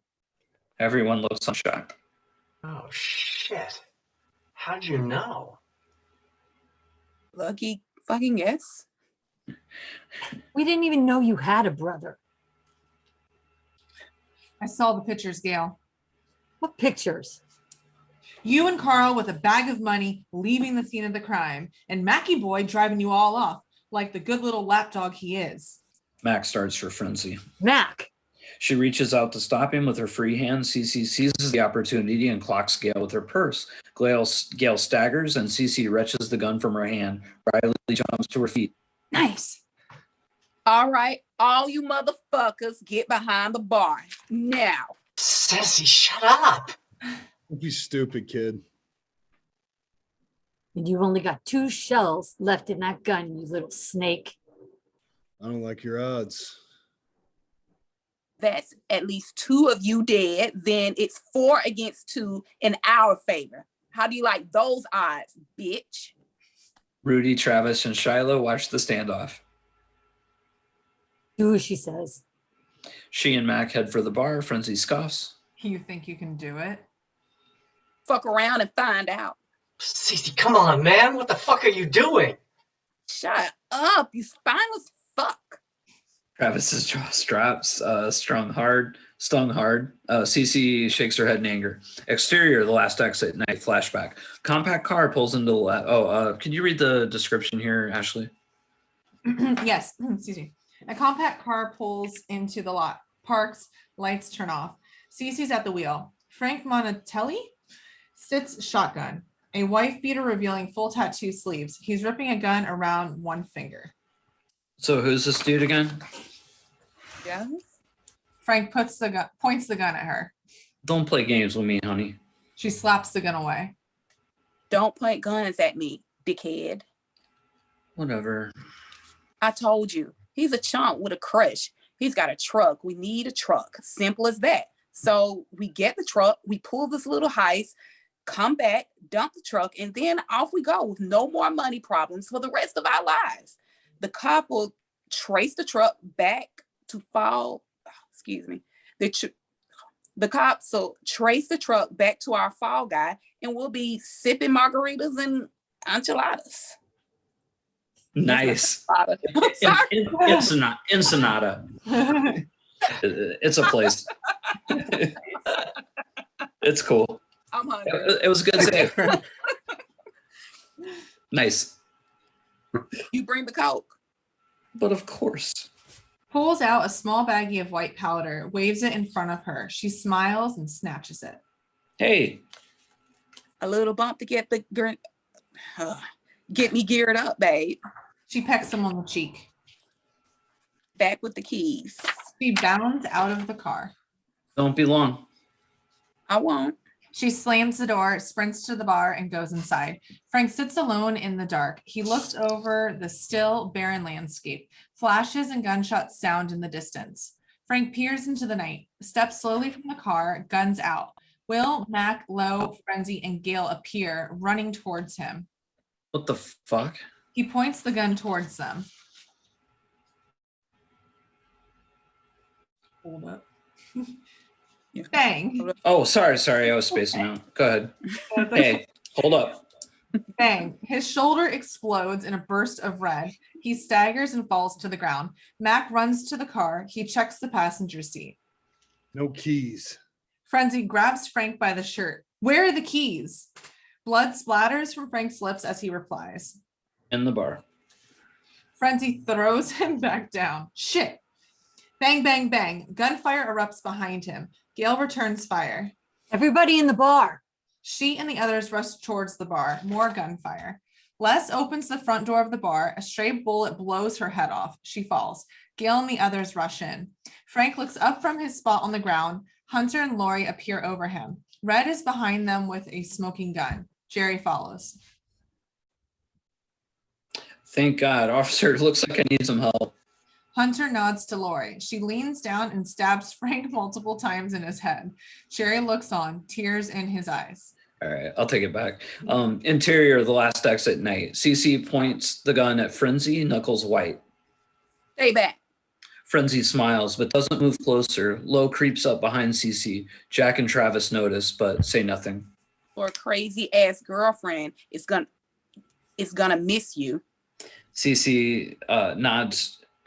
Cece nods with a glance to the corner where Lo is missing. Cece's eyes go wide. Whack. Lo smacks Cece across the back of the head with a pull cue. Cece reels. The gun in her hand goes off. Bang. The side of Will's stomach explodes with blood. Spinning, Cece crumples to the floor. Her hand lands and releases the gun. The gun slides across the floor. Lo raises the pull cue over Cece. Gail snatches the gun up. Lo slams the pull cue down on Cece's head. Whack, whack, whack. Rudy, Travis, and Shiloh jump back, horrified. In a mad trance, Lo keeps whacking Cece's battered head. Crunch, squish, slop. Stop. Low stops, spinning to glance at Gale with a gun trained on Low. Low stands, dripping pool cue in her hands. Shit. It's her. Low. Low turns to Frenzy. Frenzy shakes her head no. Low's nostrils flare. She relaxes her shoulders, takes a deep breath, makes her way to Frenzy, stands beside her, keeping the pole cue in tow. Mac, take the gun. He does. She grabs bar towels off the bar and rushes to Will and tries to stop the bleeding. Will leans against the wall, going into shock, hands on the wound, hyperventilating. I'm here. This is it. This is it. It's okay. She presses the towels against the wound to contain the blood. Will grimaces from a wave of pain. I'm sorry. It hurts. I know. He looks at her, a moment of clarity, tears fall. I've seen too much carnage. I've done too much. If you got a bullet left, put it in my head. Can't do that. Please. We both know what's coming. Tears form in her own eyes. She shakes her head, breaking. Frenzy mutters something to Low. Low nods. Frenzy pulls out the knife she's been harboring. They both start towards Mac. Mac aims the gun at them, cocks it. Stand down. Come on, Mac. Give it up. Mac swings the gun from Frenzy to Low and back. Shiloh, Travis, and Rudy watch, breathless. I'm going to make you all pay. Pay for what you've done. What? Gale turns to listen. You killed my fucking brother. Carl's whole family crap. Me and Lo, we're family. I told you. I don't even know your fucking brother. You were there, bitch. 10 years back at Simon's place. He walked right the fuck out with no one left alive inside. Gale's eyes widen. That was your brother? Oh, don't play dumb. I'm not. Simone's goon killed your brother. It wasn't us. Frenzy stares, eye twitches with a flash of uncertainty, then she smiles horribly. Nice try. Max shakes his head slowly at Frenzy. Should have seen it coming. Exterior deserted factory complex, dusk, flashback. Sunset over an abandoned factory complex. Carl, Gale, Will, Frenzy, and Lowe stand on a hill overlooking the site. Mac looks into the trunk of the car. There are large rusty shackles and chains there. He grabs a gun from underneath. You and Will take the far left. What about me? You got to stay out of sight. Oh, come on, man. I'm not a kid anymore. I know what to do. Why do I always have to do this shit? You know why. Will stares at him. You know why. And that ain't never going to change, son. Never. Will scrunches his face, shakes his head, finally sighs, reconciled. I'll keep an eye on him. Gale leads Will off. Carl watches them go. Where do you want me and Lo? It's your deal. You said you'd meet your contact at the side entrance, right? Yeah. Then that's where you should be. She gives him a look, then gives Lo a come on head move. They go. Frenzy packing her gun behind her. Frenzy packing her gun behind her in her belt. Mac watches her suspiciously. Bang, bang, bang. Carl's leg explodes, splattering with red. He goes down. Carl.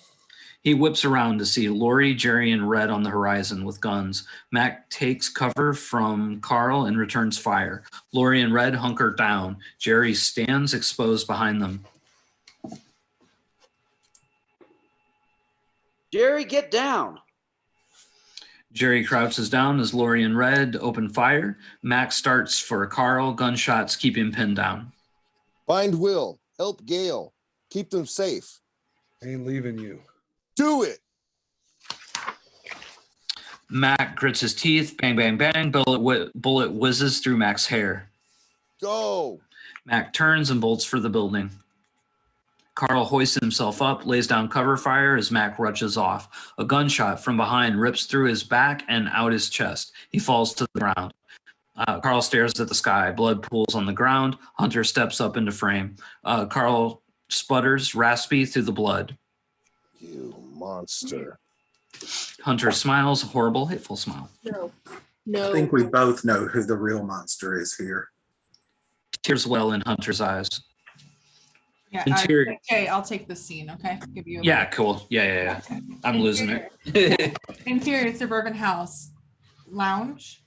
Day. Hunter is on his knees, tears in his eyes. Same clothes as the other scene in this house. Bloody carnage everywhere. Dolores's body head rests in his lap. She's dead.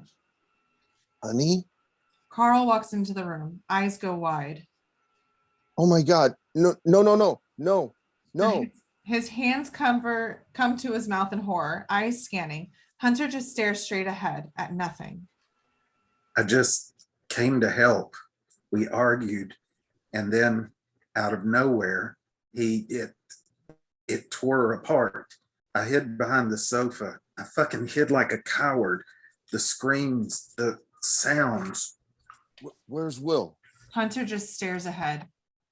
Hunter, where's Will? Hunter turns to look at Carl. Did you know? Carl looks at him, drops his hand, swallows a lump. Did you know? Tears well in Carl's eyes. It was all fine. It was fine. I had it all under control. Hunter looks up at him, face warped with confusion. If you hadn't gotten me thrown in jail. So this is my fault? They lock eyes. Hunter's face scrunches with rage. No, this is all your fault. That's not true. My wife is dead. I loved her too. Tears burn in his eyes. The two broken men stare at each other, both struggling, trying to breathe. Hunter composes himself. I'm going to put down the animal that did this. Hunter, that won't bring her back. And she'd never want that. You know that. Hunter's expression turns cold. Well, we can't ask her now, can we? Carl swallows another, tougher lump. Please don't do this. Exterior barren lot, night. Hunter stares at Carl. Lori and Red stand behind him. I have to. Jerry covers his eyes. Hunter fires. Carl's head explodes. Hunter stares at him, takes a breath. A horrible cry. Interior, the last exit, night. Will cries out, writhing on the ground, a pool of blood beneath him. Gail tries to soothe him. It's all right. Shiloh shakes her head. It's not gonna make it. There's nothing we can do. Fuck, there isn't. Riley rises, starts forward. Mac, Frenzy, and Lo turns to see her. The fuck are you doing? I'm leaving. Jared follows. How are you getting out? I'll rip the fucking thing off its hinges. Stop. You want to shoot me? I don't think so. And those guys out there, they don't give two shits about me. Unless they're fans. He turns to Shiloh and Travis. So I might as well walk right out the door. Are you crazy? Frenzy lunges while Mac's distracted, grabs hold of the gun in his hand. They struggle for the gun. Thud, thud, thud. Will starts convulsing violently, body parts thudding against the floor loudly as he jerks. Gail tries to stop it. Let's go. Mac and Frenzy fight and wrestle for the gun. Lo rushes forward, welding her bloody pole cue. Guys, come on. Will jerks wildly as if shaken by an invisible force. Drool and blood flies from his mouth. Gail's screaming, shaking with him, trying to control him. Lo raises the pole cue for a swing. Mac and Frenzy grapple with the gun. Bang! Lo's head flies back and she collapses to the floor. The pool cue flies. Blood splatters Jared's face. Everyone freezes. No! She rushes to Lo, falls to her knees, lifts Lo's head up. There's a bullet hole between Lo's eyes. She's dead. Frenzy pulls her into her arms. Oh, baby. Mac turns from Frenzy to where Will and Gail are. His horror melts to pain as he sees Gail, sits with Will, who lies lifeless. His head lolled to the side, dripping blood, his eyes closed. Gail starts to sob. Shiloh gasps, brings her hand to her mouth. Rudy is just as shaken. Shit. Travis looks down to the floor, fighting unexpected tears. Frenzy lowers Lo back to the ground.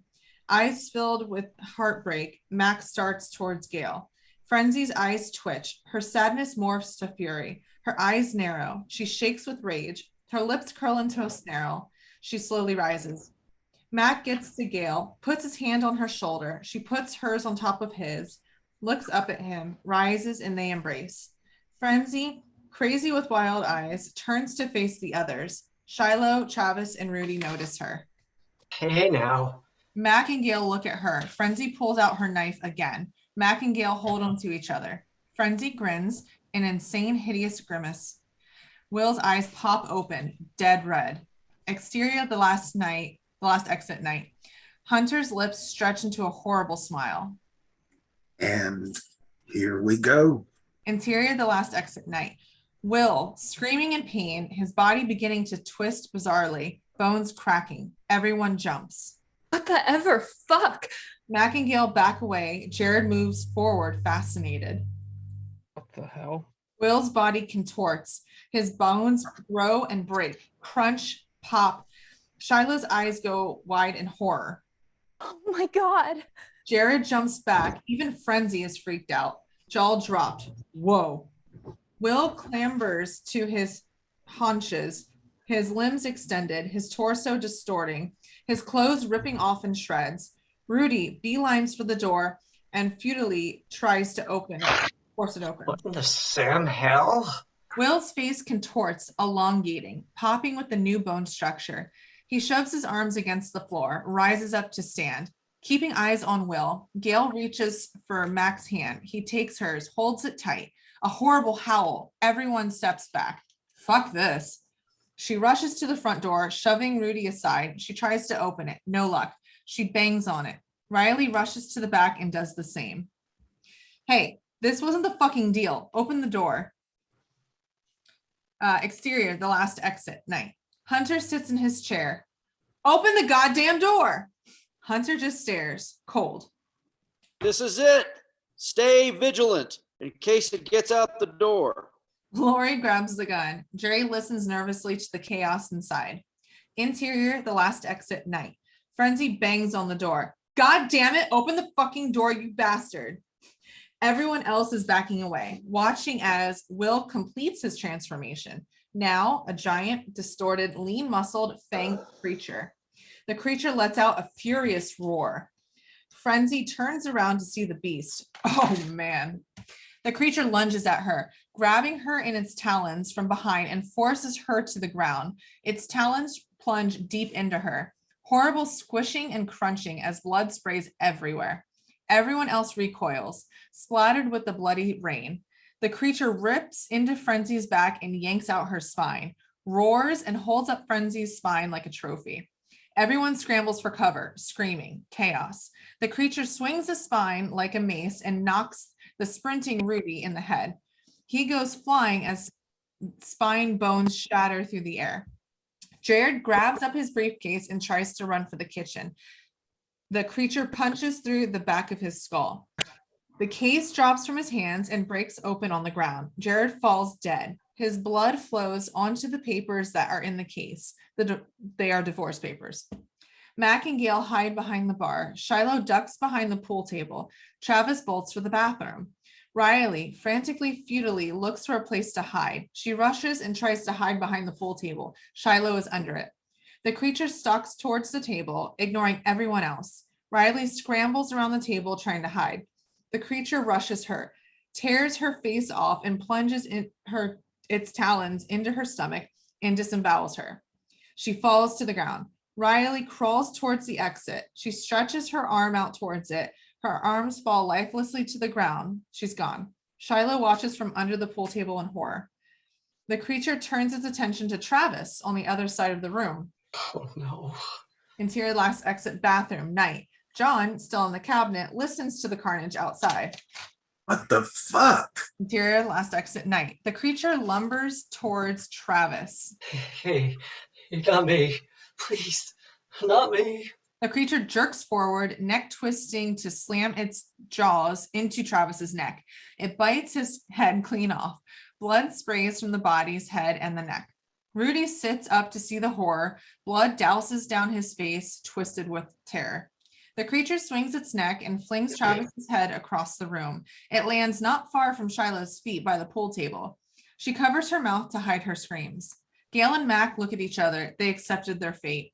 The creature stalks towards where Shiloh is hiding. No. Rudy jumps between them. He screams and attacks it, burying fruitlessly punches into its chest. Fuck you, motherfucker. The creature digs into his torso as he screams. The creature pulls out layers upon layers of intestines from his body. Gail closes her eyes. Interior motel room, long ago, day. Gail holds a young Will, holding his head in her lap. I'll take care of you. Interior, the last exit night. Gail opens her eyes and slowly stands. Gail? Will. The creature stops, turns towards Gail, lets out a low growl. What are you doing? Gail ignores him, staring at the creature. She comes out from behind the bar. I'm sorry, Will. I failed you. The creature steps slowly towards her, its low growl rumbling, almost like a purr. It steps closer and closer. Gail faces the creature out in the open. I promised Carl I would take care of you, and I failed. The creature moves closer, sizing her up. Shiloh sits, listening, shaking her head in disbelief. I know you're in there, Will. The creature cocks its head, then screams furiously. No. Mac jumps up and hurls a bottle at the creature. It hits the creature in the head, glass shattering, booze splattering. The creature hisses at Mac, lunges, and smacks him across the room. Mac lands with a thud, his shirt slashed, blood pouring out. God damn it, Will. The creature turns back to her, steps up to her, inches from her face. Blood drips from its teeth. Finish it. The creature regards her. Mac staggers to his feet, his chest bleeding.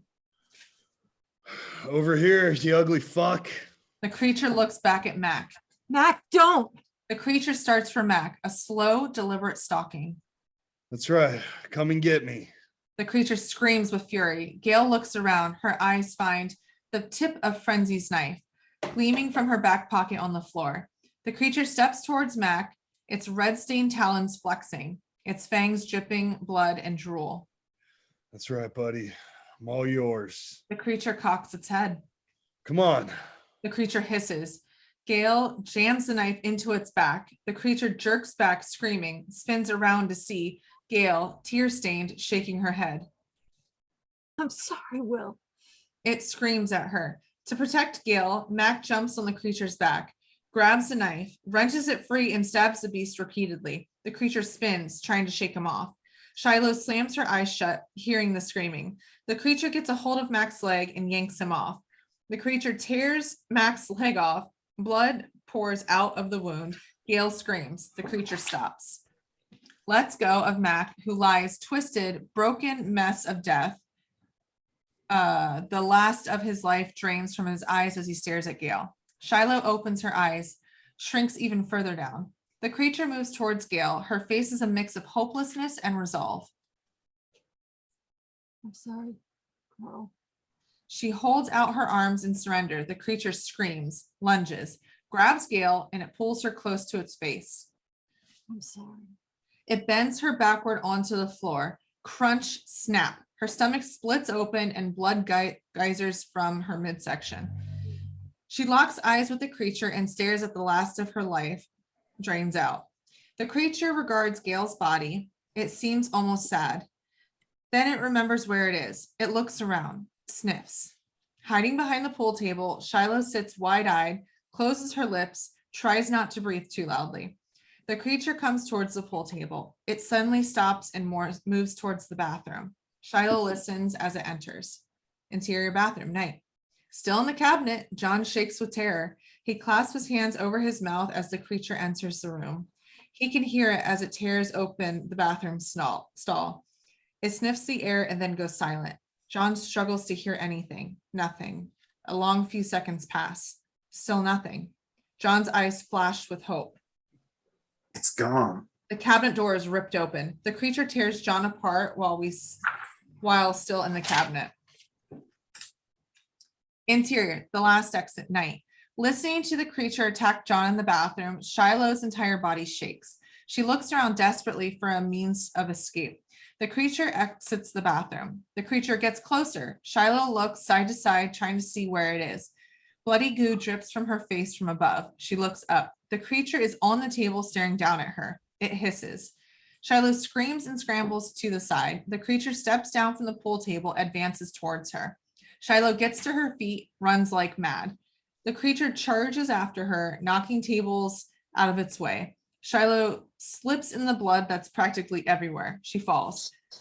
The creature, sorry, was someone talking? The creature stops, lifts its head, and howls a victory cry. Shiloh looks around for anything. The creature returns its focus to her. Shiloh sees Lowe's discarded pool cue on the floor.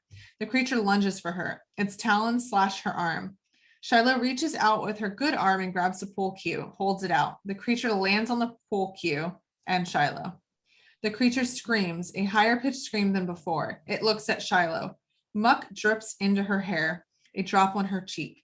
Shiloh wriggles out from under the creature. It starts to stand. Shiloh grabs a pole cue and pulls it out and repeatedly stabs the creature in the back.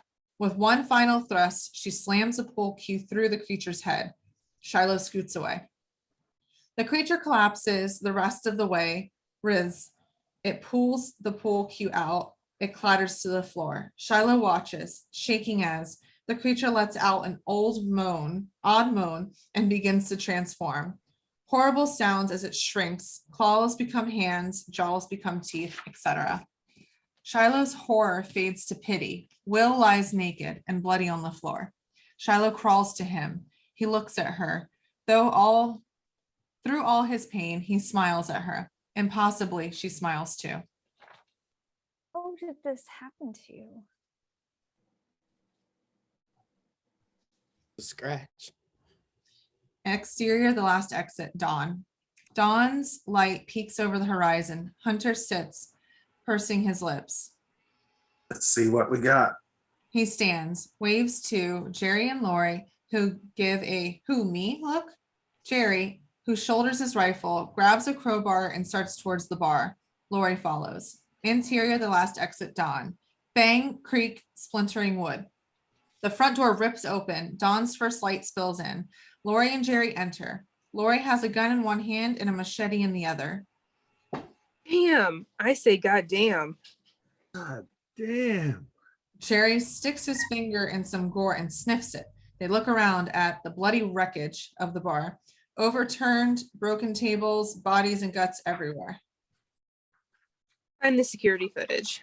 Jerry searches the room. He finally finds the VHS deck connected to the security cameras. He rips it out and stomps on it, smashing it to bits. Lori shuts out the door. Shouts. System is down. Find the kid and bring me his head.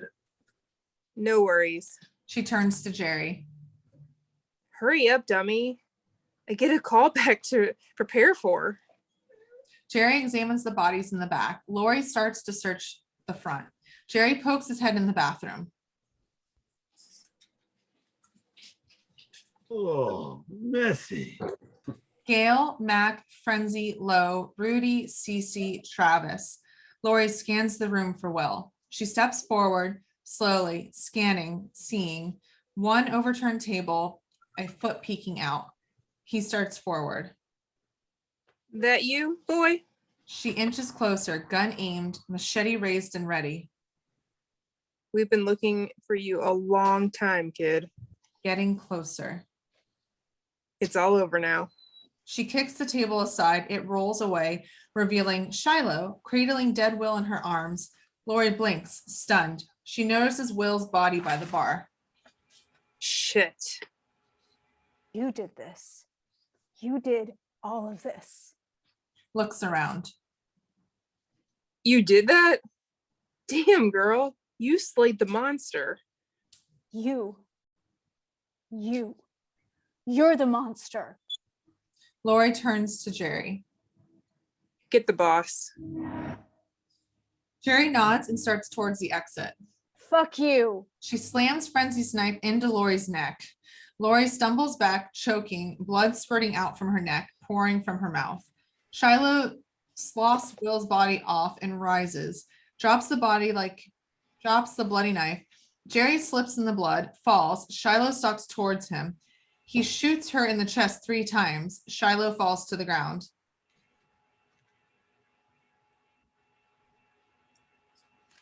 What the hell was going on in there? Jerry cautiously approaches her body. He notices a huge scratch under her arm where the creature had got her. Insert Will explaining. Scratch. Interior the last exit, Dawn. Jerry just stares into her motionless face. Shiloh's eyes pop open. They are deep red. Jerry's eyes go wide. He screams. Exterior the last exit, Dawn. Jerry screams echo as the sun spreads rays over the landscape. Hunter and Red exchange a look. The front door of the bar bursts open. The Shiloh creature stands in her full glory. Me. The Shiloh creature lunges forward. Cut to credits. Do you want me to read that, Jay? Oh, it's fine. Okay. Awesome. So what? Thank you. Yay. So what's gonna? Awesome. So guys, what's gonna happen next?